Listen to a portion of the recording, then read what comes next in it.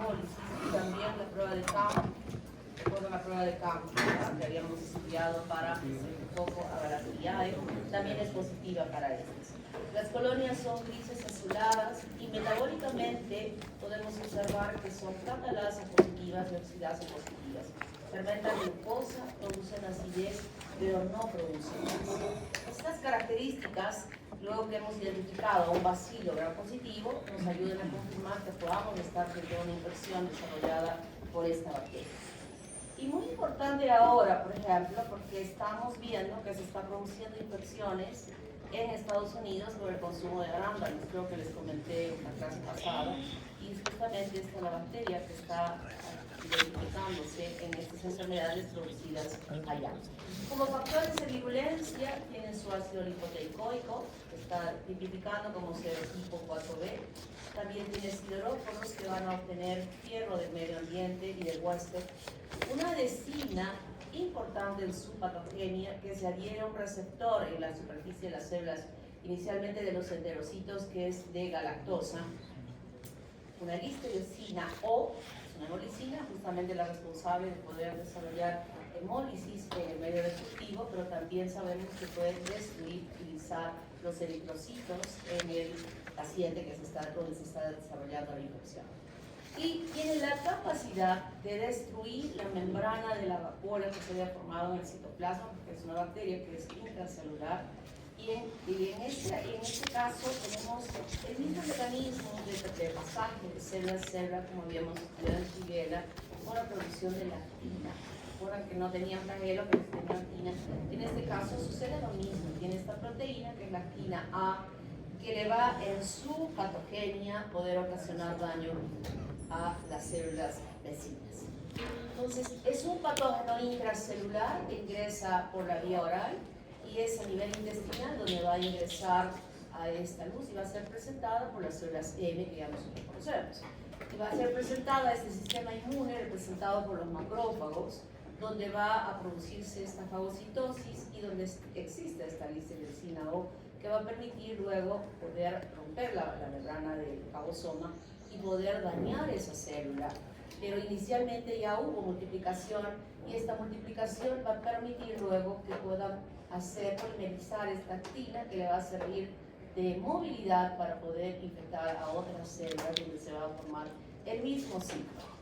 Y es a través de los macrófagos también que han sido infectados que puede producirse a través de una bacteriemia la llegada de la bacteria a otros órganos como es el hígado, el vaso y el sistema nervioso central, que va en ellas a desarrollarse una sintomatología asociada a la infección por esta bacteria.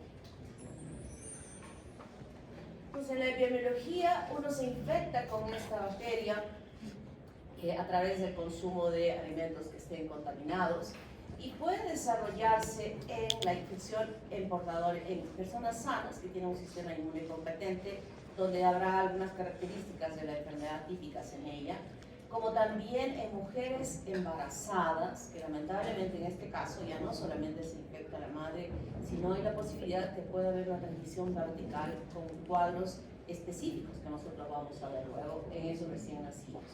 O en pacientes inmunodeficientes, como por ejemplo un paciente infectado por SIDA, tendrá otro curso de comportamiento en estas personas. Y como dije, está infectando los alimentos como las carnes, la leche, las ensaladas, las verduras crudas, porque puede llegar a infectarse allí en la elaboración del alimento, en los cultivos, de donde se puede adquirir la infección y ocasionar la enfermedad, así como también productos lácteos que no hayan tenido una pasteurización adecuada para eliminar microorganismos.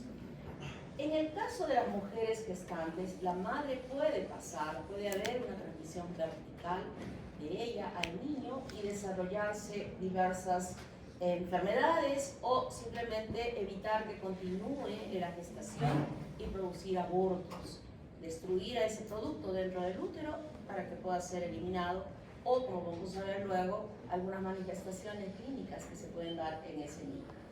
Puede aislarse de la tierra, que es el lugar justo donde pueden estar infectándose estos alimentos, como los vegetales, en la vegetación, en el contenido intestinal de mamíferos, de pájaros, de peces, de insectos y también de humanos, donde se ha podido describir infecciones asintomáticas y denominándose como portadores sanos a quien tiene la bacteria en su tubo digestivo y puede eliminar a través de las heces. Listeria monocytogenes crece a temperatura de refrigeración. O sea, si nosotros tenemos las verduras, que no todas las verduras las lavamos para introducir en el refrigerador, y si están contaminadas, puede estar la bacteria multiplicándose, y si no se toman las medidas higiénicas correctas, es una fuente de infección y de desarrollo de la enfermedad, dependiendo de quién sea la persona que esté infectada. Entonces, cuando decimos de las manifestaciones clínicas que se puedan desarrollar en adultos sanos y en gestantes inmunocompetentes que puedan infectarse, el cuadro clínico se caracteriza por un cuadro pseudogripal: fiebre, cefalea, malestar general. Y puede sumarse a ello cuando hay brotes por alimentos. O sea, cuando hablamos de la palabra brote, significa que se está presentando un número mayor de casos, pueden ser 5, 10, 15 casos, en un área específica. Por ejemplo, en el caso de Estados Unidos, ahora asociada a esta bacteria, se dice que están presentándose casos por el consumo de arándanos, ¿no? O sea, ese es un brote, porque en la anamnesis, en la referencia epidemiológica del estudio que se ha hecho frente a ellos, están repitiéndose casos, y cuando se llega a una fuente común, se ha determinado que son los arándanos. Y esos arándanos han empezado a investigarse, a estudiar, a cultivarse en los laboratorios, y se ha podido determinar el hallazgo de esta bacteria, ¿no? Ese es un brote. O sea, el número, no uno, no dos, sino digamos 10, 15 casos, y frente a ellos el estudio epidemiológico. Y en esos casos se ha presentado además náuseas, vómitos, dolor abdominal, diarrea y fiebre. En pacientes inmunodeficientes puede presentarse meningitis. O sea, ya la bacteria puede llegar al sistema nervioso y ocasionar este cuadro clínico. Y puede también, cuando se produce la infección diseminada, le llamamos listeriosis. En el caso de las mujeres gestantes que hayan permitido una transmisión vertical, puede provocar un parto prematuro o la muerte de ese producto intraútero, o puede haber una infección diseminada que se evalúa en dos tiempos. Una listeriosis de inicio temprano, es decir, que el pasaje de la bacteria a través de la placenta hacia el producto ha generado en él una infección ya importante, determinada. Y esta infección ha provocado que pueda el niño nacer con una septicemia asociada a esta bacteria, presentando una granulomatosis infantiséptica. O sea, el niño nace ya enfermo. Pero puede cursar por otra forma, la listeriosis de inicio tardío, donde el niño nace y luego de su nacimiento, que aparentemente podría estar normal, presenta un cuadro de meningitis unas 2 hasta 3 semanas después del parto. Entonces, estos dos comportamientos son diferentes. ¿A qué se deberá? Probablemente a cuánta bacteria ha permitido pasar esa barrera placentaria, a cuánta, o será más, o será menos, dependiendo también del cuadro clínico sostenido de esa mujer, cuánto se ha producido en ella inicialmente la infección. Entonces, esta bacteria, en el caso de las gestantes, tiene un curso bastante importante en la posibilidad de desarrollar enfermedades graves. El diagnóstico de laboratorio dependerá del cuadro clínico que se esté presentando para poder identificar en la muestra biológica a la bacteria. Se hace una tinción de Gram, y en esa tinción de Gram estaremos encontrando bacilos Gram positivos. Puede ser de ese niño, por ejemplo, que está naciendo, puede ser el meconio, puede ser las heces, es que hay diarrea, o sea, se puede identificar.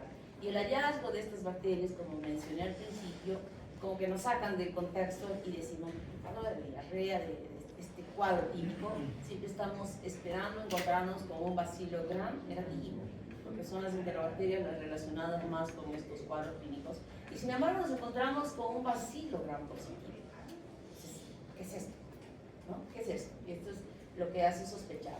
Se hace el cultivo, como hemos dicho, puede tenerse en los casos donde hay fiebre al inicio, el hemoclínico va a ser importante, se hace todas las pruebas bioquímicas, y la serología es creo que esto también lo hemos comentado en algún momento, es un diagnóstico ya que cada vez está siendo más usado por la facilidad y la rapidez que nos orienta el diagnóstico, ¿no? Entonces, tener una respuesta rápida de saber quién es a través de la serología es decir, la búsqueda de anticuerpos específicos que se esté produciendo en el organismo contra el microorganismo, hacen que podamos tener un diagnóstico mucho más rápido.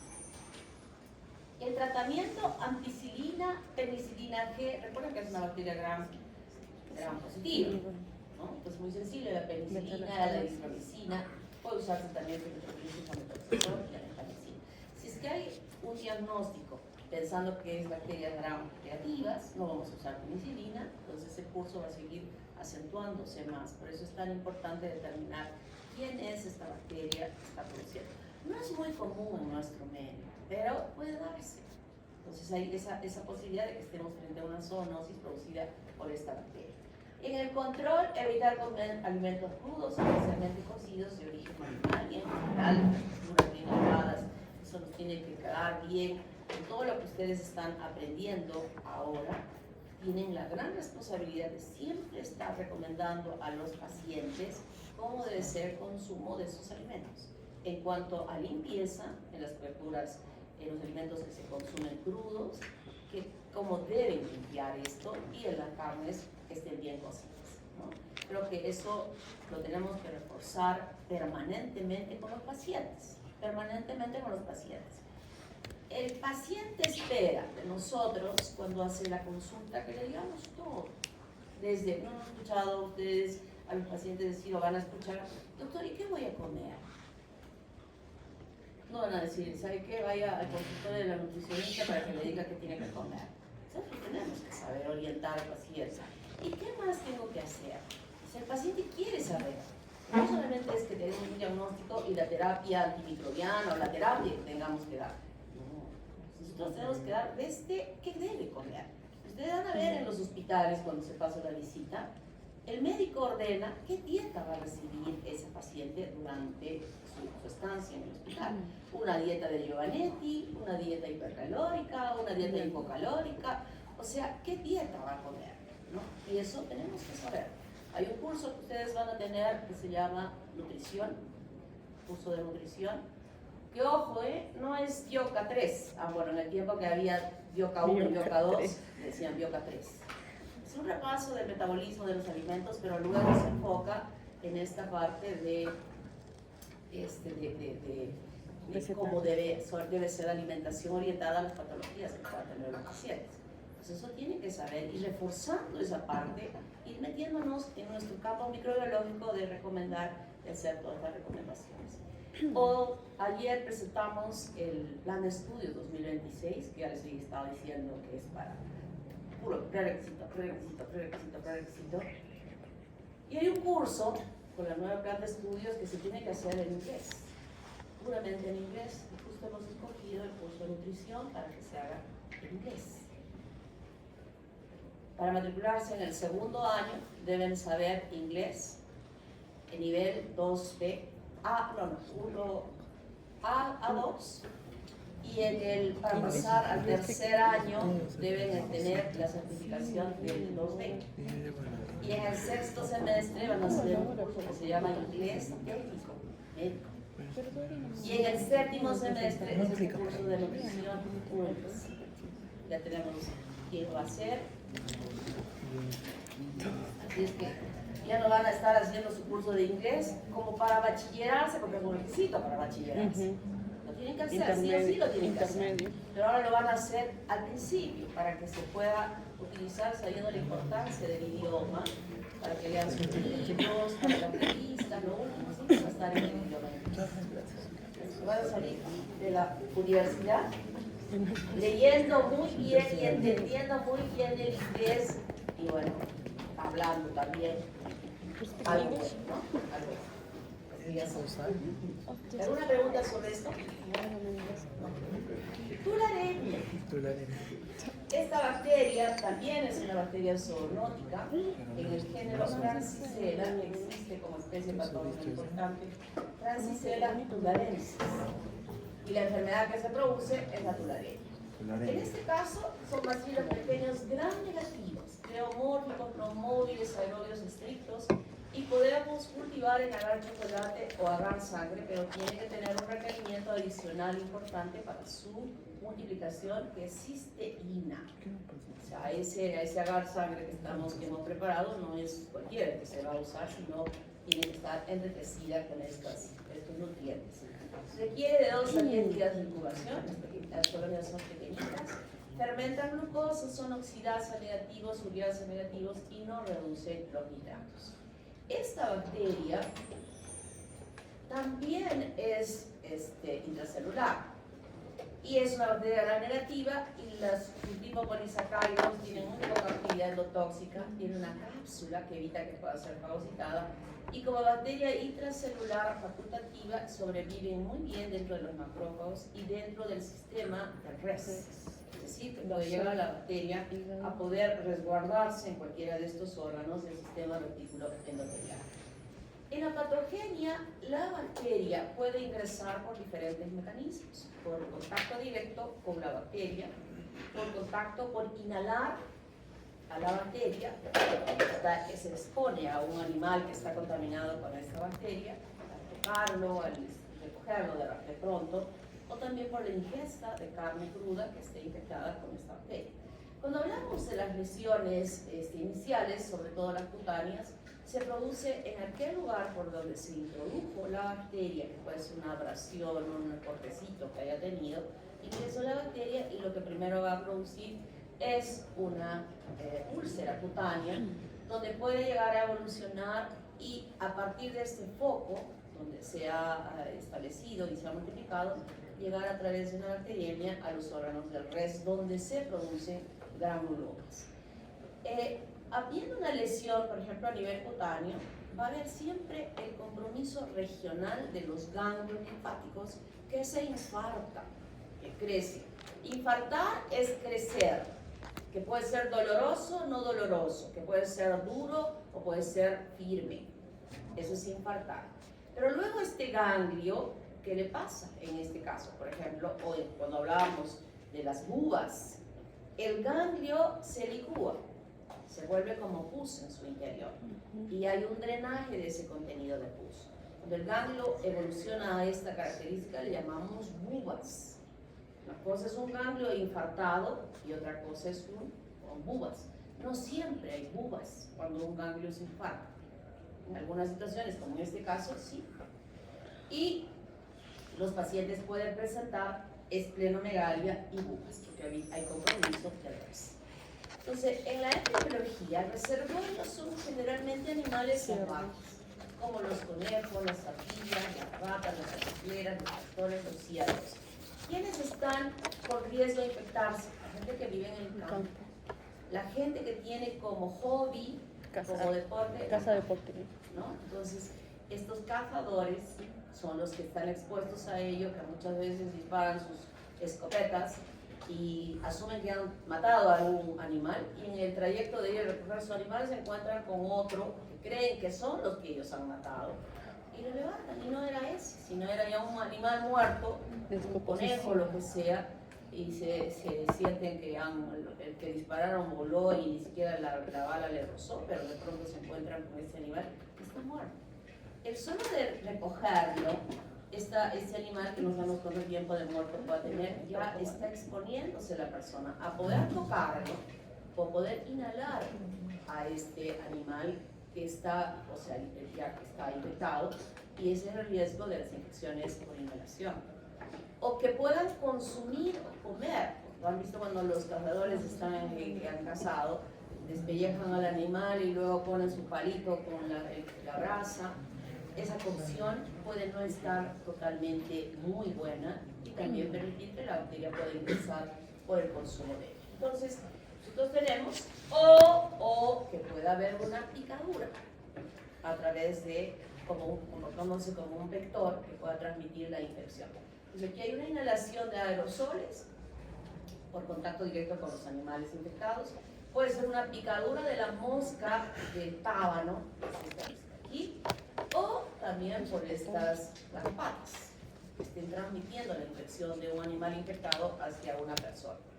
O el consumo de esta carne que está infectada, que no ha sido muy bien cocida y que por el número importante de bacterias llegue a desarrollarse una infección de tipo oral en esa persona, oro intestinal en esa persona.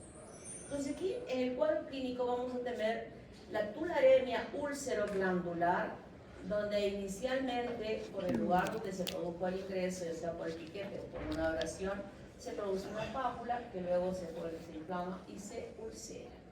Y conforme está la lesión expuesta, los ganglios regionales a esa lesión se infartan y luego se van a convertir en una buba con un drenaje de secreción purulenta a través de él. En el caso de la tularemia tifoide, aquí puede producirse por el consumo del alimento y lo que se va a desarrollar es una reacción generalizada en todo el cuerpo con malestar general, fiebre, decaimiento, como que fuera una fiebre tifoidea, y la manifestación o la presentación de estas lesiones maculopapulares que se encuentran en todo el cuerpo. Además tiene náuseas, vómitos y dolor abdominal. Puede haber la tularemia oculoglandular cuando las personas se autoinoculan en la conjuntiva y puede desarrollar estas lesiones que son como unos nódulos que se encuentran en la conjuntiva totalmente enrojecidas e igualmente comprometen los ganglios regionales que puedan estar drenando de esta área hacia ellos. Y puede ser la orofaringia o la pulmonar, como dije, por haberse ingerido hasta cierta parte puede dañar con esta misma característica las lesiones.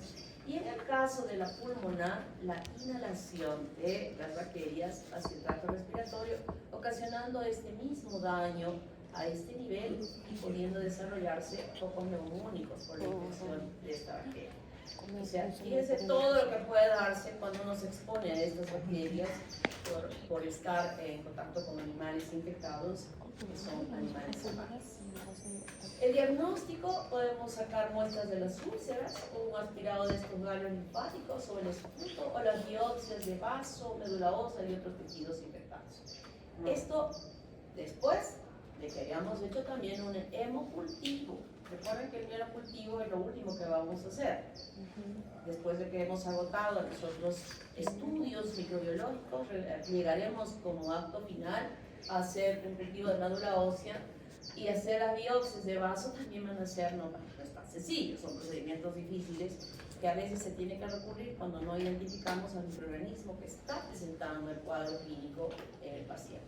Se cultiva en agar chocolate y la serología, lo más fácil, lo más sencillo, que también nos puede dar un diagnóstico de esta infección. Con títulos de unos 760 en la positividad, estaremos teniendo un diagnóstico que nos apoye en realizar un tratamiento con aminoglicósidos, streptomicina y gentamicina. Recuerden que es una bacteria gram negativa, ¿no? Que son nuestras drogas que podemos emplear en bacterias gram negativas. Y en la prevención, evitar la contaminación por las cortaduras o abrasiones o mucosas con sangre de animales infectados. Hay vacunas atenuadas de Francisella tularensis que se aplica a las personas que trabajan en el laboratorio o que tienen este hábito, este hobby de hacer caja, y se hace la vacuna por escarificación. La escarificación es un procedimiento de las vacunas, de aplicación de vacunas importante que se hacen en cierto tipo de vacunas. Consiste en que, ustedes saben que hay vacunas por vía oral, ¿no? Como las gotitas que se echan para la polio, o las subcutáneas o las intramusculares que se aplican en el cuerpo. Cuando son chiquitos ustedes, no tanto es que se hace aquí, sino en los muslos, que hay mayor masa muscular en los niños que en sus bracitos. Entonces, la escarificación es que hay un dispositivo especial que es como un rascador, estos rascadores que sirven para rascarnos la espalda, claro, chiquititos, muy finitos, que se raspan en la piel para pasar, no solo, pasamos la epidermis y llegar más profundamente. Y el dispositivo también tiene el contenido de la vacuna que conforme va raspando y haciendo estas lesiones pequeñitas en la piel, puede permitir que ese líquido penetre hasta el capilar más profundo que hayamos podido encontrar y el líquido pase allí para estimular una respuesta inmune. Ese es el procedimiento que se hace cuando hablamos de vacunas por escarificación. También sirve, por ejemplo, la prueba de la tuberculina, una de las formas de poder hacer no necesariamente en la intradérmica. Hay algunos laboratorios que producen por escarificación, hacer la prueba de PPD en el antebrazo. Se raspan y dejan que penetre la solución de PPD para poder evaluar luego la pápula que se va a observar en el cuadro. ¿Alguna pregunta hasta aquí? Doctora, ¿qué diferencia habría en las bubas de tularemia con las bubas de la peste bubónica? O sea, son iguales. Son iguales. Cuando les digo, cuando hablo de infartación, el crecimiento ganglionar. Todos los crecimientos ganglionares son igualitos. Puede variar un poco en la textura, ser duros, como el caso de cuando hay un ganglio comprometido con el cáncer, vamos a sentir dureza, ¿no? Creo que pueden tener menos consistencia dura, pero igual las bubas, o sea, es la licuefacción del contenido del ganglio en su interior que se convierte en pus. Entonces va a salir la pus. Por eso llamamos bubas.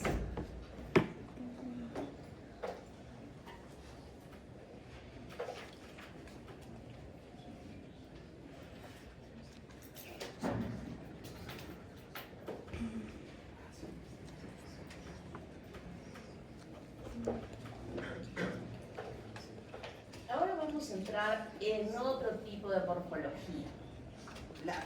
El grupo final de la bacteriología que estamos estudiando, porque a partir de la próxima semana ya entramos a estudiar la virología. Es lo último. Están estudiando, ¿verdad? Es un montón. Esta segunda fase es un montón. Bueno, la tercera también. Pero aquí, ¿cuántas bacterias han estudiado hasta ahora? En la segunda fase. Más de 15. Más de 15, más. Más de 15. Más. 5 por semana, son 3. 3 semanas, 5 Que tienen 3 pruebas con esta, de estos 4 puntos. Y el otro punto que les voy a tomar la próxima semana es para los mudos. Ese es el punto de los mudos. ¿Está claro? Esos que no hablan, que nunca participan, que no les gusta participar. Ustedes van a enseñar ahorita, si no nos está preguntando. Sí.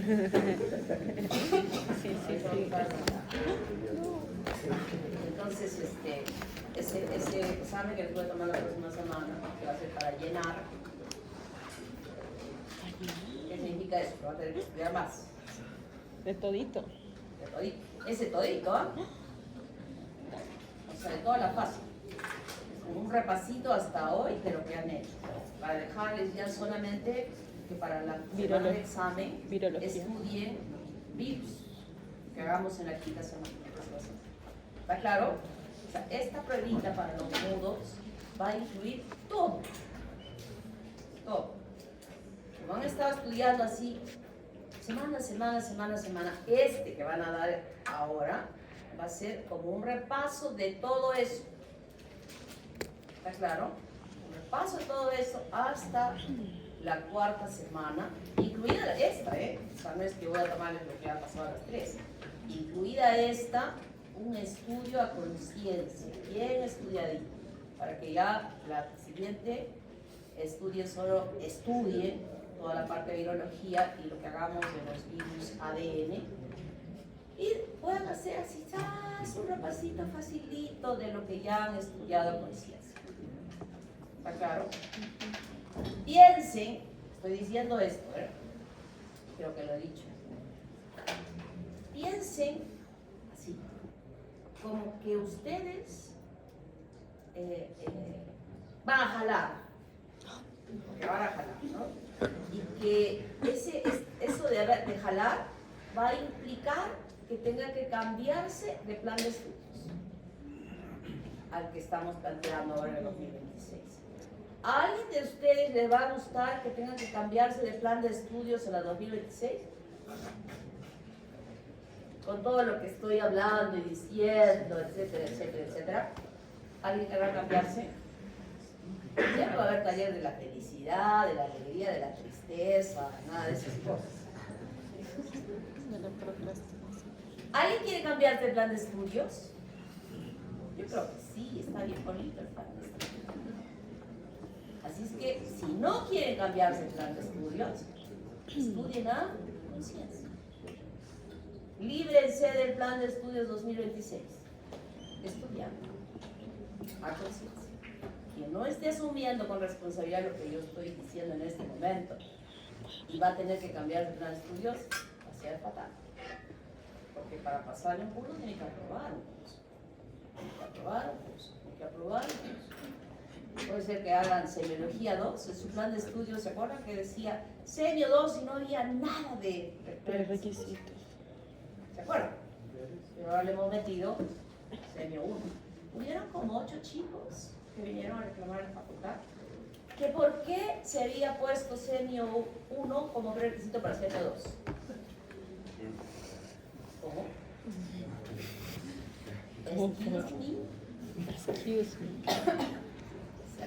¿Cómo puedo hacer semio 2 si el semio 1 es aprender a hacer una historia clínica, reconocer síntomas y signos, recordar la anatomía para saber qué cosa encuentro detrás de esta área del abdomen? O sea, todo un proceso de aprendizaje. Estoy aprendiendo a sumar y a restar en semio 1 para que en semio 2 pueda ya tener diagnósticos de síndromes. ¿Cómo puedo dar diagnóstico de síndrome si ni siquiera sé cuál es el cuadrante superior derecho, cuál es el hipocondrio, el hipogastrio, ni dónde queda? Les he contado, ¿no? Lo que un doctor de cirugía me ha dicho. Les he dicho, muéstrame con la mano derecha la horquilla esternal y con la izquierda la apófisis sifoides. Y vea, o sea, no te creo. Él, ¿saben qué ha hecho? Les ha tomado fotos. No he visto las caras. Había dicho, ¿por qué no tomó buenas caras? Para saber quiénes son. Aquí, o sea, ni uno ubicaba su mano aquí y la apófisis sifoides aquí. Cirugía 1, no cirugía 1, cirugía 2. O sea, había dicho, mándame las fotos para que se las mande se la muestra a Vargas, para que vea cómo es posible que los estudiantes de anatomía no sepan dónde está la horquilla del esternón y dónde esté la apófisis sifoides. Ese alumno puede hacer semiología 2 y está en cirugía 2, o sea, octavo semestre. Debe estar ahí ese chico que no sabe ni dónde está, debe estar. Estos son los que se han ido sin prerequisitos. Acá. ¿Estamos formando bien a los alumnos sin prerequisitos? ¿Qué dicen ustedes? Eso lo hemos entendido, lo hemos comprendido y hemos trabajado en el desarrollo de este plan de estudios. Que el único beneficiado de este plan de estudios, ¿quién va a ser? Estudiante. El estudiante. Cuando el estudiante sepa que para hacer el tal curso tiene que aprobar este 1, ¿qué va a hacer? O va a decir, medicina papayita, el primer semestre, doctor, ha sido súper fácil. Podéis salir los fines de semana a divertirme. ¿Qué dices, niña Suela? ¿Esta papayita el primer semestre? No tienes salidas, no tienes vida. No tienes vida. El estudiante de medicina no tiene vida para divertirse. Bueno, pero es feliz estudiando la medicina. ¿Sí o no? Cuando pasa un capítulo, qué lindo, esto había sido así hermoso. Pasa al siguiente capítulo. ¡Qué belleza! ¡Qué linda mi carrera! Es lo que tienen que hacer, siendo felices cada día. Entonces vamos a hablar de las espiroquetas y hablamos del treponema. Aquí como género se llama treponema y incluimos especies que son patógenas. El treponema pálido con la subespecie pallidum produce la sífilis venérea, que es de transmisión sexual, y también puede ser de transmisión vertical. Es de distribución mundial, y también aquí está el endémico, el sífilis Begel, que se transmite de boca a boca, donde no tenemos nosotros en nuestro medio porque se encuentran a nivel de África y de Asia. Y el treponema caratum, que es aquel que produce despigmentación en la piel y se parece al vitiligo. sí se parece al vitiligo en esa despigmentación que aparece en acá. Ojo, no es que le orinó el sapo, ni es una brujería. ¿Cuál es la causa del vitiligo? Levanten la mano. ¿Cuál es la causa del vitiligo? A ver, levanten la mano. Es autoinmune. Así que no es que le hicieron brujería, por si acaso, ¿eh? No es. ¿Existen tratamientos? Sí, existen tratamientos. Aquí, y donde han sacado una terapia muy buena, por ejemplo, es en Cuba, donde se emplea muy bien el tratamiento para poder detener el avance de la infección. Es el vitiligo, el problema de la inmunidad. Pero en este caso, es una bacteria la que ocasiona esto. ¿Qué diferencia hay? Lo haremos a través de un diagnóstico correcto para saber si es una bacteria para quien daremos tratamiento o si es de tipo autoinmune diferenciando el vitiligo.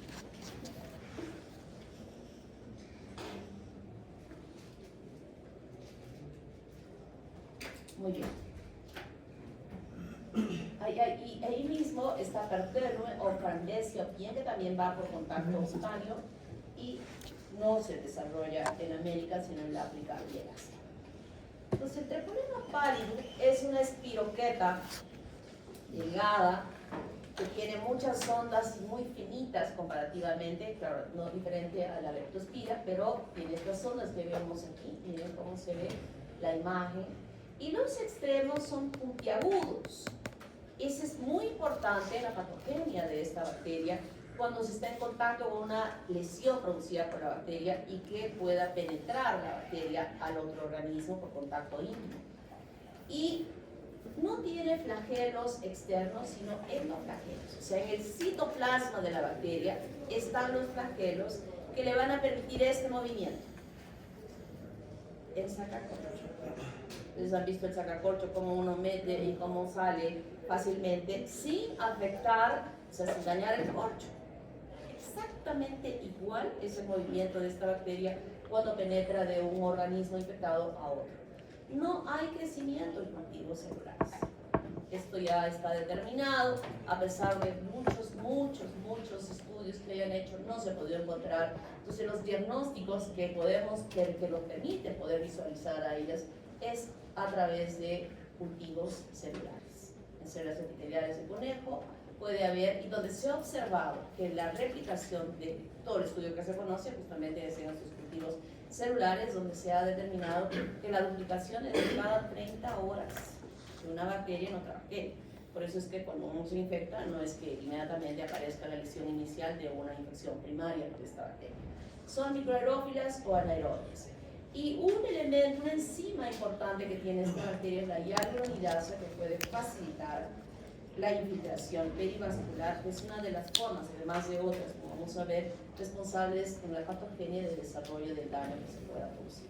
La sífilis solo se presenta en los humanos. No hay transmisión de ningún animal, ni del mono, como se pudo determinar en relación a algunos virus, no. Y es de humano a humano, y la transmisión es sexual y por contacto directo. La posibilidad de supervivencia de la bacteria externa a su hábitat es de algunos fragmentos de tiempo cortos, no más de ni siquiera de un par de horas que puede sobrevivir externamente. Entonces el contacto para que se pueda producir la transmisión es directo, mucosa con mucosa.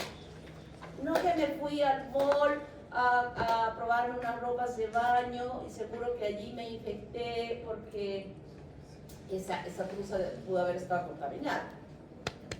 Nosotros las mujeres vamos a probarnos ropa de ese tipo al mercado, al lugar donde compremos, nunca nos vamos a poner en contacto directo, no porque pensemos que esta no nos vamos a contagiar, pero igual por higiene usamos las ropas o lo probamos sobre nuestra ropa interior, siempre, ¿no? O sea, siempre es un cuidado que nosotros tenemos. Así como nos dan en la zapatería unas bolsas de plástica para ponernos en el pie para probarnos, igual debemos hacer con este tipo de ropas cuando queremos probarnos. Entonces tiene que ser directo. No en la piscina que fui y me infecté. No. En el baño que me senté para ir, en un baño público, me senté y me infecté. No. O sea, no hay posibilidad. Tiene que haber Contacto directo para que se produzca la transmisión de esta infección. Nunca hay otra posibilidad. La transmisión vertical, importantísima. ¿Cuáles son los exámenes que nosotros le pedimos a la mujer gestante cuando nos enteramos de que está embarazada? Con ella sustentamos que está embarazada. Luego que sabemos que está embarazada, ¿qué le pedimos? Pruebas rápidas. Pruebas que son rápidas de sorología. Por ejemplo, VIH, sífilis, hepatitis. ¿qué más? ¿Qué más le pedimos? En la parte infecciosa, bien, pero ¿qué más le pedimos? Hemograma. Hemograma para saberla, fundamentalmente la Tipos de tipagem sanguínea y la anemia. Si tiene anemia. la hemoglobina, para saber si esa mujer está o no está anémica, ¿verdad? Y esto, en este caso, ese examen que le pedimos para decir que es muy importante, porque dependiendo de ello, si encontramos que es positiva, estaremos evitando la posibilidad de que se desarrolle la sífilis congénita, que puede evitarse. Con el tratamiento correcto podemos evitar completamente de que esta mujer pueda desarrollar una sífilis congénita. Bueno, no ella, sino su producto desarrollar una sífilis congénita. La transfusión sanguínea. La transfusión sanguínea se produce, no cabe esa posibilidad realmente, porque en todas las transfusiones se hace este tamizaje de la sangre donde está incluida, aparte de las demás, la búsqueda de saber si está infectada o no está infectada. Claro está, como dije, la supervivencia de la bacteria es mínima fuera de este lugar. Las temperaturas frías no son hostiles para su supervivencia, y cuando a uno le sacan sangre, inmediatamente va a una refrigeración especial, donde se mantiene la sangre. Entonces, el tiempo en que se saca, el tiempo en que se guarda, el tiempo que se va a usar, definitivamente en esa sangre no va a haber un solo treponema viable que pueda ocasionar la infección. Pero cuando hacemos las pruebas, no vamos a usar pues, una sangre que esté supuestamente contaminada con esta bacteria. Sabemos que están muertas, pero igual no se acepta en el banco de sangre una sangre que esté infectada con el virus. Salvo que la transfusión esté hecha, que esté sacando toda calentita la sangre y esté en el pueblo ahí donde van a ir ustedes, y hay que hacer una transfusión que no hay banco de sangre ni nada. Tal vez tenga una bolsa, le saque y le esté poniendo a la persona. Su hermano debe tener la misma sangre. A veces o le salvo o se muere. Y si mi mecanismo de salvar a ese que está necesitando sangre porque tuvo un accidente, voy a decir, no, yo lo derivo. Yo van a derivar un cadáver. Porque a 100 metros de haber salido del pueblo ya se habrá muerto desangrado, ¿verdad? Entonces tenemos que hacer acciones inmediatas y rápidas y explicar a la familiar, mire, tengo que hacer esto, que si no hago esto se va a morir, porque hasta que lo traslademos. Entonces la célula empieza a firmar con su huella ahí digital, porque para no tener problemas al familiar, que está aceptando una situación que se puede lograr salvar la vida, ¿no? Entonces en ese caso, ¿qué vamos a pensar? Ahora sí, sífilis ahí en el pueblo, pues a ver, ¿qué vamos a hacer? La única forma de salvar la vida, ya después le daremos un tratamiento consecuente para la infección, pero fuerte. En esas circunstancias que le estoy sacando y está calentita la sangre y se la transfundo al receptor, puede ser un mecanismo de transmisión de esta infección a través de la sangre. Esa distribución mundial no presenta incidencia estacional. Las infecciones de transmisión sexual no tienen un tiempo especial. Podríamos decir que se incrementan en el verano, ¿no? Cuando se va a la playa, pero es el problema. En la patogenia, entonces nosotros tenemos que la espiroqueta, por el lugar donde ingresó, donde va a haber contacto de lesión con el genital de la otra persona, va a haber esta transmisión de la infección. Puede ser, las mujeres, cuando se desarrolla la infección, no necesariamente puede estar en áreas que se observen, labios menores, labios mayores, puede estar ubicada dentro de la vagina, o sea, en las paredes de la vagina. Entonces, el varón que tiene relaciones con una mujer de esta naturaleza ni siquiera puede observar ni ver que ella tenga alguna lesión. O puede ser también lo mismo en la parte interna del prepucio, que puede haber una lesión ahí y que tampoco la mujer puede ver esa situación en el momento del coito que se esté desarrollando. Entonces puede en esas circunstancias producirse la infección. Y la bacteria, en ese contacto de tiempo que estén ahí, las espiroquetas van a hacer así, moverse de esta manera para poder ingresar a través de esa mucosa, a través de la mucosa. Sabemos que la histología es absolutamente diferente, no hay estrato córneo, y esa capita finita de este epitelio permite que pueda, esa puntita de la espiroqueta que hemos dicho son puntiagudas en sus extremos, facilite la penetración y en consecuencia la infección. Resisten a la fagocitosis y pueden diseminarse por todo el torrente circulatorio, y lo que va a producir es este daño de vasculitis. Pero ya se ha investigado mejor y las lesiones causadas principalmente son por la respuesta del huésped, no por toxinas específicas que produzca la bacteria. Y la respuesta es de tipo hipersensibilidad tipo 4, que ya ustedes también la conocen, activada por los linfocitos T, donde el resultado final va a ser la destrucción tisular. Esta parte es importante, fundamentalmente cuando hablamos ya de los estadios posteriores de la primaria, cuando hablamos de y fundamentalmente de la etapa terciaria. Se puede producir la inflamación crónica granulomatosa, la formación de gomas, que es el resultado de esta destrucción tisular y donde se manifiestan claramente en el estadio terciario de la infección. Puede producirse una endoarteritis obliterante con necrosis y isquemia tisular, que hemos dicho que la hialuronidasa actúa a este nivel del endotelio de los vasos, y va a permitir una destrucción progresiva de él. Una de las características importantes, por ejemplo, de esta infección es que se produzca aneurismas de la aorta en el estadio terciario de esta infección. Y puede haber una posible autoinmunidad cruzada con antígenos del huésped.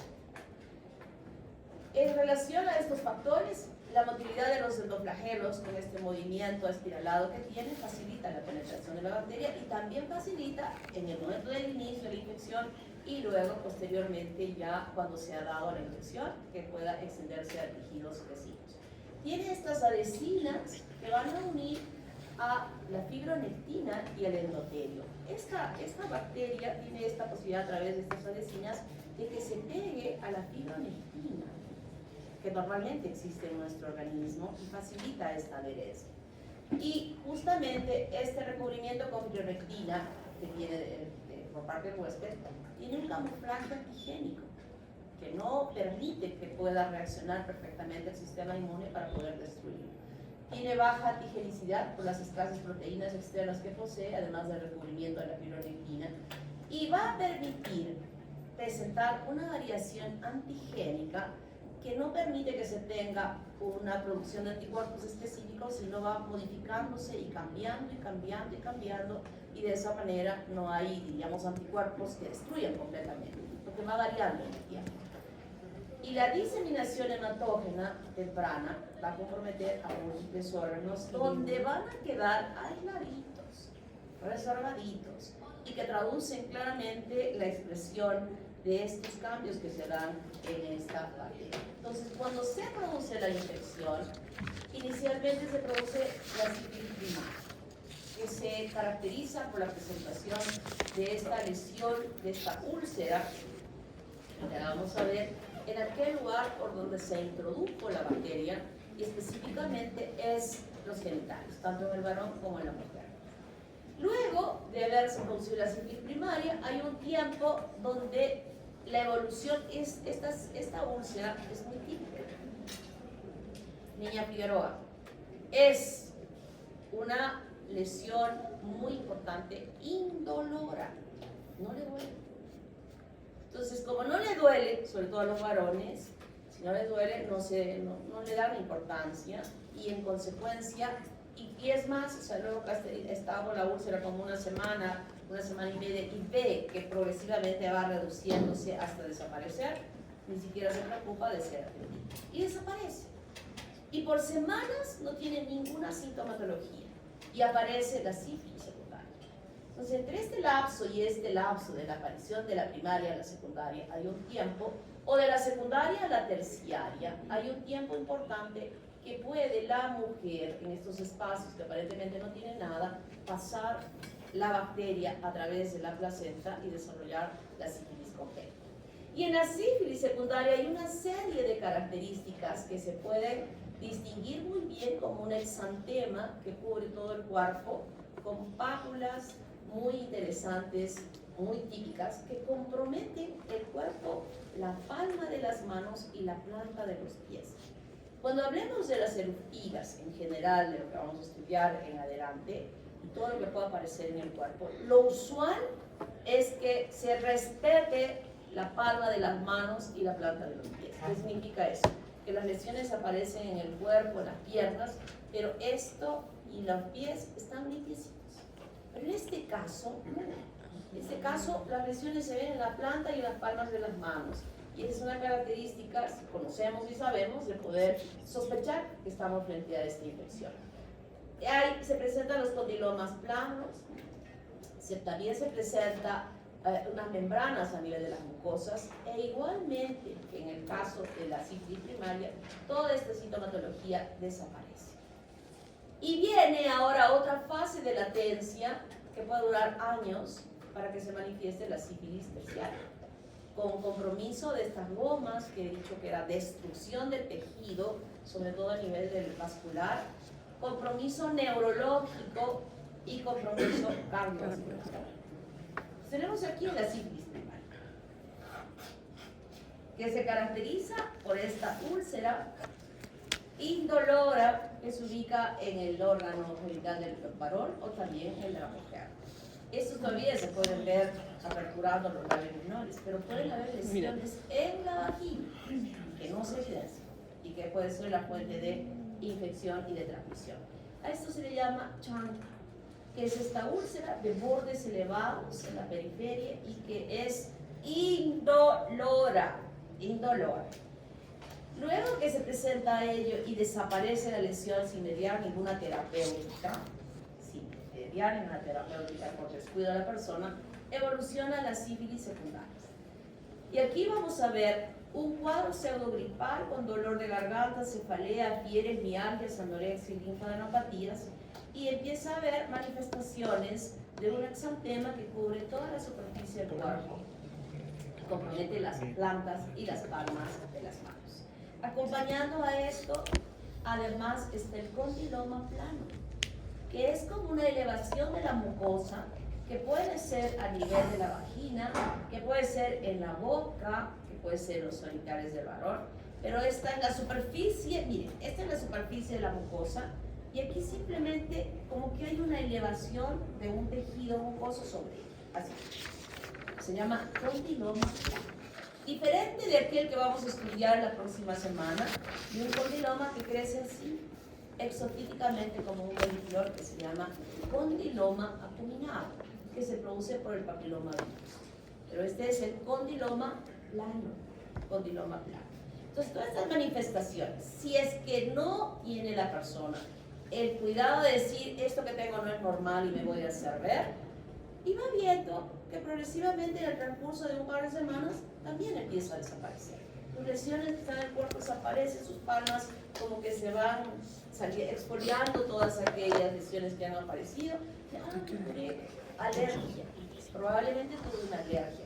Y ojo, no necesariamente todo esto que estoy nombrando va a aparecer en todos los pacientes que están haciendo sífilis secundaria. Puede ser que tenga el exantema y no tenga el condiloma, o puede ser que tenga el condiloma y no tenga exantema. Entonces eso dificulta, ya lo he dicho, no hay enfermedades sino enfermos. Entonces esas cosas pueden dificultar un diagnóstico. Y pasa a la sífilis terciaria, donde hemos dicho que hay una necrosis con la formación de gomas, que los granulomas que van a destruir el tejido, destruyen la cara, destruyen el paladar, destruyen la piel, van destruyendo los tejidos. Esto es en la sífilis terciaria, pero para que aparezcan estas manifestaciones puede haber un tiempo de latencia de años, ya no estoy hablando de semanas, como el caso de la primaria y la secundaria, sino de años. Y las manifestaciones, aparte de estas lesiones que podemos ver, pueden también producir una neurosífilis o una meningitis crónica o manifestaciones psicóticas. Se dice que Hitler tuvo sífilis. Por eso es que podemos ahora entender las locuras que hizo este hombre por debido a esta infección que dañó su cerebro y pudo desencadenar cuadros de psicosis. El psiquiatra puede diagnosticar una sífilis terciaria por las manifestaciones psiquiátricas que presentan los pacientes. Y cuando hablamos de la parte cardiovascular, puede ocasionar muchas lesiones a nivel de los vasos. Y lo más grave de todos ellos es el aneurisma aórtico que puede presentarse con un deterioro de las paredes de la arteria aorta, provocando una ruptura de ellos. Se rompe el aneurisma y nos encontramos que quien estuvo ahí presente para desarrollar esto en las pruebas que se hacen fue una sífilis, que no fue diagnosticada oportunamente y pudo haberse evitado todo este daño a futuro. Y en cualquiera de las latencias, uno no sabe la sexualidad de las personas, el hecho de que esté infectada no significa que no pueda tener embarazarse, no tiene nada que ver en ese momento con la fecundidad. O sea, puede embarazarse una persona y por eso dije que era importante lo que nos dijo la niña Suárez, de que aquella mujer que está diagnosticada de estar gestando, inmediatamente, no estoy diciendo al mes, en su primer control, que vaya al primer control y que ahí le van a hacer sus exámenes para ver si tiene HIV. No, cuando una mujer está embarazada, creo que eso lo hemos aprendido y lo hemos subrayado desde el mes pasado, este examen que es sometido a la mujer apenas sabe que está embarazada, lo tiene que hacer inmediatamente. No que después, no, inmediatamente. Porque si tiene HIV, le tenemos que dar el tratamiento para evitar que el virus pueda afectar el desarrollo de esas primeras celulitas que se están multiplicando. Y lo mismo sucede en este caso. Si nosotros a esa mujer que está gestando, que tiene 2 semanas de gestación, porque ya que fecundó hasta que ya se cumplió la regla 2 semanas, y le damos el tratamiento, vamos a evitar que pueda desarrollarse estas traducciones clínicas. El niño puede nacer así, con ampollas en su boca, eliminando secreciones densas y violentas por la nariz y por la boca, lo primero que vamos a ver. Y estas características, ojo, no son puras de estas, sino de varios otros virus que pueden desencadenar esto. Y progresivamente, cuando va creciendo, ya empezamos a ver, cuando le salen los dientes de Hutchinson. Esta triada de Hutchinson, que en la práctica les hemos mostrado, los dientes, el problema de los ojitos, el problema del oído en la audición, y también puede tener problemas cardíacos ese niño a futuro. Y las tibias en sable, ustedes han visto sus tibias finitas, ¿no? O sea, la piel casi está pegada sobre el hueso de la parte anterior de nuestra pierna. Y de hecho que no es pues aguda, sino es redondita, ¿no? La tibia es redondita en nuestra canilla, ¿no? Llamamos canilla, donde ustedes ya han pateado alguna vez a los chicos. Pero esa rodilla, en vez de estar así redondita, es así, afilada. Por eso se llama tibias en sable. Y es una característica de esta infección. O puede haber sordera, ceguera, problemas cardiovasculares por la consecuencia de esta infección. ¿Puede evitarse esto? Sí. Claro que puede evitarse. Si apenas sabemos que está embarazada, le hacemos un examen y determinamos que está infectada con esta bacteria, inmediatamente nosotros podemos, sin ningún problema, darle el tratamiento. Matamos la bacteria y ese niño no va a tener ninguna de estas complicaciones futuras como producto de esta infección en esa gestación. Por eso es que es importante que tenemos que, apenas sabemos que está embarazada, hacer estos procedimientos para evitar estas posibilidades. Entonces, en la evolución de la enfermedad tenemos un momento en que se produce la infección, el tiempo de incubación es variable dependiendo del inóculo y la primera manifestación es el chancro. Luego hay una ausencia total de sintomatología, desaparece la lesión y puede durar semanas Y luego nosotros tenemos ya todas aquellas características de la sífilis secundaria, que no son terribles, que uno no pueda convivir con ellas, y por eso al convivir con ellas, y que no duele, y que no se siente tan mal, puede permitir que luego desaparezca y pueda evolucionar a la sífilis terciaria. Aquí, en una latencia inicial, aquí tardía que puede durar años, hasta que exista o se presente aquellos síntomas y signos que estamos nombrando relacionados a la sífilis terciaria. Entonces, una persona puede evolucionar aquí. Una persona puede, en este momento, con el tratamiento correcto, en este momento de la sífilis primaria, llegar acá, no estamos acá. Estamos cerrando el ciclo y no va a evolucionar. Si aquí es que yo hice el diagnóstico y hago el tratamiento, evito que vaya a la sífilis terciaria. Y en cualquiera de estos espacios, si la mujer está infectada y encontramos en ese examen que le vamos a hacer que es positivo, le daremos un tratamiento e igualmente en ella no solamente vamos a proteger al niño de que desarrolle esto, sino vamos a proteger a la mujer que evolucione en el desarrollo de la infección hasta la sífilis terciaria. ¿Está claro? ¿Alguna duda aquí, por favor? Pero entonces con el tratamiento microbiano se elimina. Con el tratamiento microbiano se elimina. Con el tratamiento se elimina de cualquier presencia del microorganismo en cualquier parte de nuestro cuerpo. Un buen tratamiento va a eliminar la bacteria. Doctor, tengo una pregunta. Si no me equivoco, esto es que trata con penicilinas o penicilinas. Pero a una mujer embarazada no le podemos dar. No le vamos a dar. Ahora vamos Pero a ver. si la mujer es alérgica a la penicilina, ¿cómo? Podemos emplear otro tipo de tratamientos, no necesariamente el no. Esos son los selectivos, diríamos, pero si tenemos esa situación, la penicilina no vamos a usar jamás en ella, ¿verdad? Ya sabemos por qué, pero podemos usar la penicilina. Pero hay algunas circunstancias incluso que se puede hacer la desensibilización de la penicilina.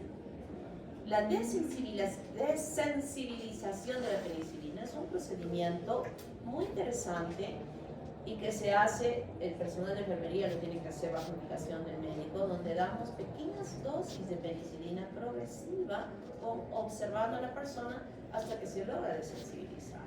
Se puede lograr desensibilizar.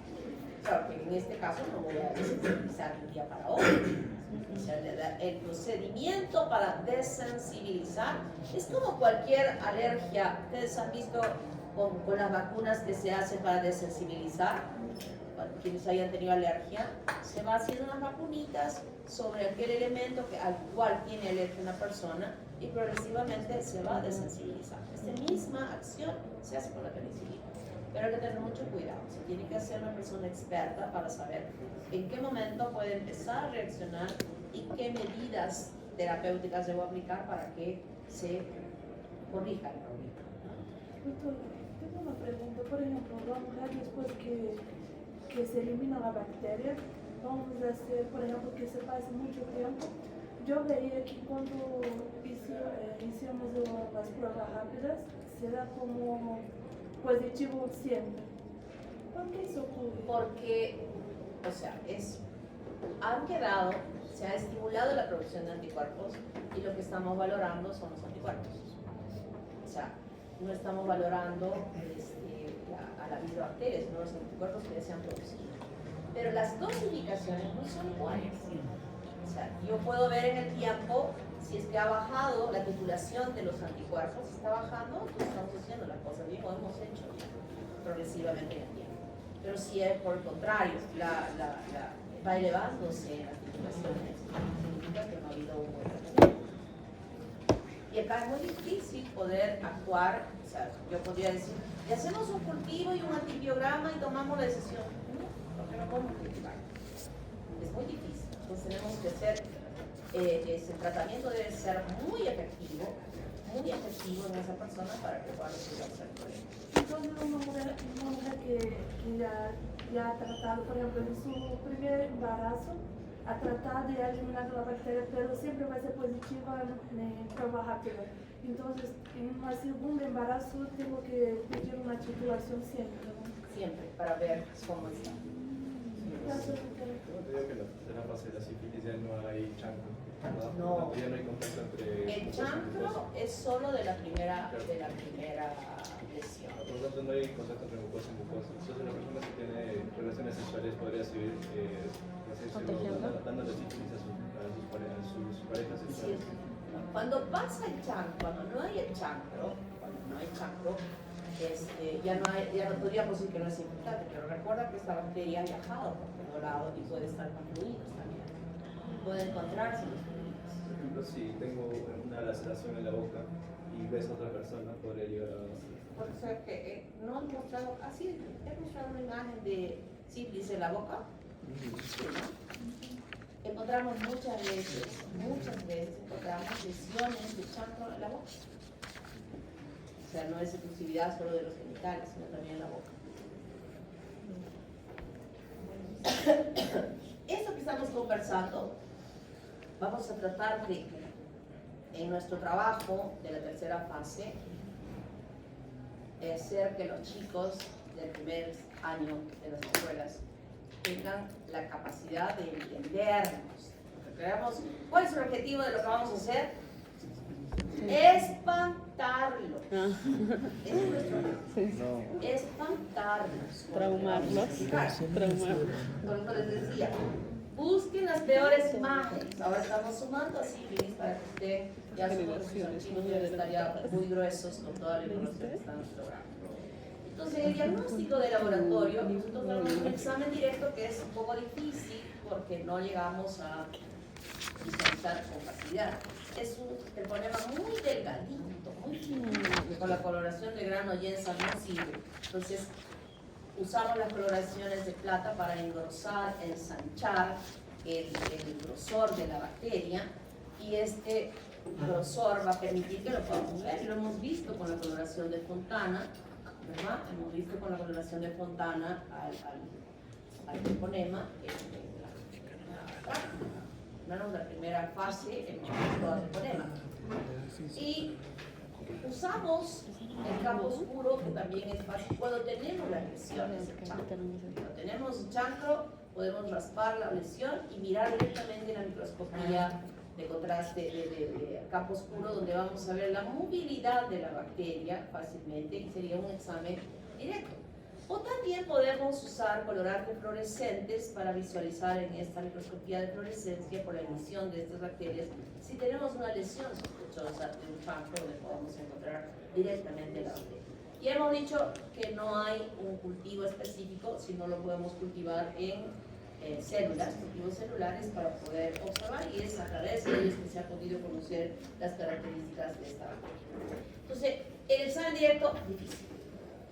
Las pruebas que nos van a ayudar a poder diagnosticar son las pruebas serológicas. Están divididas en pruebas treponémicas y pruebas no treponémicas. Las pruebas no treponémicas son las pruebas de tamizaje, screening que se hacen, donde abarca poblaciones muy grandes, donde la sensibilidad es del 100%, se logra que sean del 100%, donde van a quedar como positivas aún las que no son, las que no tienen infección con la sífilis. Puede haber una reacción cruzada de positividad con enfermedades como autoinmunes, con enfermedades virales, donde puede ser la prueba positiva, pero para luego, después de que encontremos a las personas positivas, hacer la confirmación con otro tipo de pruebas, que son las pruebas treponémicas, y confirmar que esa persona no está infectada con sífilis o sí está infectada con sífilis. Todas las pruebas no treponémicas donde hayamos encontrado a un paciente con sífilis, nunca nos vamos a quedar con ese diagnóstico. Tenemos que hacer una prueba confirmatoria con una prueba treponémica para decirle a ese paciente está infectado con esta bacteria. ¿Está claro? Obviamente las pruebas no treponémicas son más baratas, por eso están usadas en el tamizaje. Cuando nosotros sacamos sangre en los hospitales, en los bancos de sangre, todas las pruebas que hacemos allí, de la cantidad de sangre que la gente va a donar, todas las que ustedes, ¿quiénes han donado sangre cuando vienen aquí a la universidad para pedir? A ver, levanta la mano. ¿Qué doctor? Solo, más. ¿Has donado sangre aquí cuando han venido a...? Sí. ¿Sí? Sí. Qué bueno. Claro que sí, me ha dado mucho que Entonces, sí.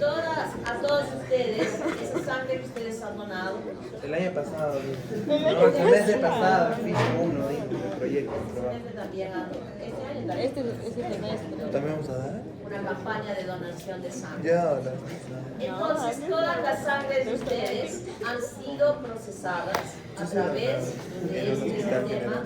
Es posible. Y luego, si es que alguno ha salido positivo, ha sido confirmada con las pruebas treponéricas. Eso es lo normal, lo que se hace. Porque mientras cuesta una prueba de RPR, un costo real, que puede hacer un sol, la otra cuesta 20 soles, o 30 soles. No podemos lanzar así masivamente, hacer un examen teniendo una prueba que puede decirme que es positiva y luego esa confirmar. Entonces, dentro de estas hay dos. Una, la BDRL, la Benedict Disease Research Laboratory, y la RPR, que es la reagina plasmática. Ambas se utilizan como antígenos no termonémicos a la cardiolipina, que es un fosfolípido normal de las mitocondrias y donde reaccionan perfectamente bien los anticuerpos que se estén produciendo en el organismo. Pero esta cardiolipina no es algo exclusivo de la bacteria, por eso es que tiene un parecido antigénico importante y estamos observando la presencia justamente de esta producción de anticuerpos que están reaccionando frente a este compuesto. Esas son las pruebas no treponémicas. Usamos más el RPR, es mejor que el BDRL, definitivamente. Es un poquito más costoso si este cuesta un sol, este cuesta 1.10, o sea, tiene un costo un poco mayor, pero es un poco mejor. Este es el que se usa ya. Este como que ha sido desechada ya su uso y solo usamos RPR. Y las pruebas treponémicas, aquí sí usamos ya a las células del treponema vario que están inmovilizadas, no a la cardiolipina. Y estaremos evaluando los anticuerpos que estén presentes en ese suero del paciente frente a estos elementos. La más usada es la prueba de la FTA-APS, que es la prueba de absorción de anticuerpos fluorescentes indirectos. Esa es la que, diríamos, el 90% de uso que tiene frente a esta situación, mientras que la otra tiene un uso menor. Esta es nuestra prueba confirmatoria de que aquel que le hemos encontrado positiva en la prueba del RPR, estemos confirmando el diagnóstico y estaremos diciendo esta persona tiene síntomas. ¿Está claro? Recuerden que no hay, o sea, la fase primaria es fácil. La lesión es típica. Ahí con mi alfilercito le voy a pinchar en el centro de su úlcera y va a decir que no le duele. ¿Verdad? Y tiene el antecedente de haber tenido relación sexual con una persona que no conocía en la Dolores el 14 de agosto del año 2025, y que más o menos 15, 20, 30 días aparece con la lesión. Puede durar, del inóculo, incluso hasta 90 días. Puede aparecer la lesión primaria. Muchas veces las personas hasta se olvidan del contacto que tuvieron antes, en ese lapso largo que pueda recién aparecer la lesión. O en el caso de la sífilis secundaria igual. El problema es en estas fases entre ambas o entre la última, donde no hay ningún tipo de sintomatología. Ese es el problema. Y ese es el agente que suele ir a los hospitales a donar sangre. Y ahí es donde les detectamos a través de estas pruebas con las otras más que se ejecutan en el tamizaje de la sangre. O en la mujer gestante, que va a ser automáticamente como parte del procedimiento normal de atención a la mujer gestante que se realice esta prueba. Entonces allí podemos encontrar a una mujer que está infectada con la epidemia y no tiene ninguna sintomatología. Está totalmente limpia, diríamos, de sintomatologías que nos hagan sospechar. Limpia. Y en este lapso de tiempo donde no hay sintomatología, ¿puede contagiar por relaciones sexuales? Puede contagiar, en los fluidos puede haber. Porque la bacteria ya está diseminada. El tratamiento, penicilina benzatínica de depósito, así nos aseguramos de que va a estar bien curado. Y aquí es importante que nosotros tengamos que hacer tratamientos efectivos. Recuerden que no podemos hacer antibiogramas. Recuerden que no cabe la posibilidad de hacer eso. Entonces, el tratamiento que vamos a orientar tiene que ser un tratamiento sumamente efectivo para resolver el problema. Usamos penicilina benzatínica o penicilina G, ni siquiera 1 millón o 2 millones o 200.000 en una sola aplicación. Con esa vamos a poder controlar, pero este sería ideal. Tetraciclina, como ya sabemos, no se prescribe a las mujeres gestantes. A los varones sí podemos, aquellos que tienen miedo de las agujas, podemos utilizar tetraciclinas o doxiciclina también, como decía nuestro amigo, que podemos usar doxiciclina. No podemos usar este tratamiento para controlar la infección y evitar que pueda progresar a los diferentes estadios de esta enfermedad. Prevención, abstinencia. Me van a poner en primera diapositiva de prevención para los mocosos y ya preservativos. No existe vacuna. Lamentablemente no existe vacuna. ¿Alguna pregunta? Todo claro. Doctora, en el libro menciona que las pruebas económicas son poco sensibles y muy específicas. Las pruebas económicas son muy sensibles pero poco sensibles.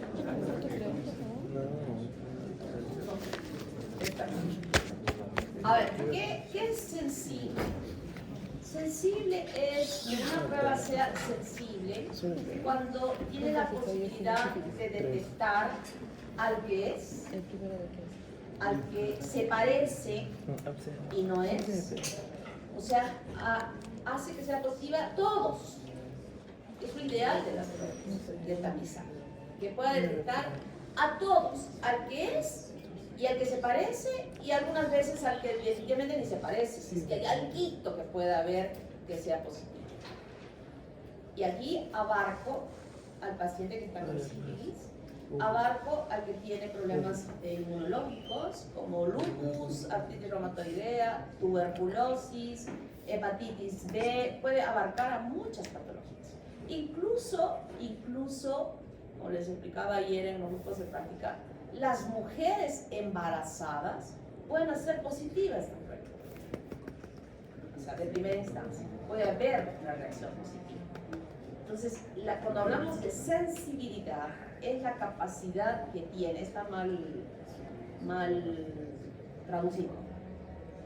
Cuando hablamos de sensibilidad, significa que la prueba tenga la capacidad de detectar como positivo a todos. 100% de sensibilidad, a todos. Y cuando hablamos de especificidad, es que de esos todos que acabo de hablar en este momento, estas pruebas de tamizaje, su sensibilidad, su especificidad es baja, o sea, es menor.